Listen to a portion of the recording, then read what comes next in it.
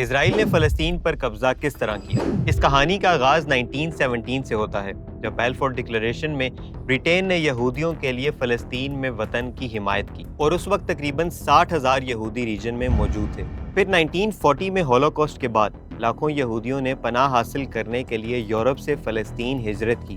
1948 میں اسرائیل کی ریاست قائم ہوئی اور پہلی عرب اسرائیل جنگ کے بعد اسرائیل نے اپنی سرحدوں کو ایکسپینڈ کرنا شروع کر دیا اور پھر فلسطین کے علاقے مکمل طور پر تقسیم ہو گئے۔ غزہ، جہاں تقریباً 2.3 ملین فلسطینی لوگ محاصرے کی حالت میں رہ رہے ہیں، جہاں ان کی بنیادی ضروریات تک رسائی محدود ہے۔ دوسری طرف ویسٹ بینک ہے، جہاں تقریباً 2.8 ملین لوگ رہ رہے ہیں، لیکن یہ علاقہ بھی 3 مختلف ایڈمنسٹریٹو ایریاز میں تقسیم ہے۔ اور پھر اسرائیل نے فلسطین سے آگے ریجن کے باقی کنٹریز میں بھی اپنا انفلوئنس بڑھایا، جس میں گولان ہائٹس پر مکمل کنٹرول حاصل کرنا، لیبنان کے سدرن ایریاز میں سیکیورٹی بفر اسٹیبلش کرنا، اور پھر ریجن میں عراق، سیریا، لیبیا اور یمن میں بڑھتے ہوئے اندرونی انتشار نے بھی اسرائیل کے انفلوئنس کو بڑھنے میں اہم کردار ادا کیا۔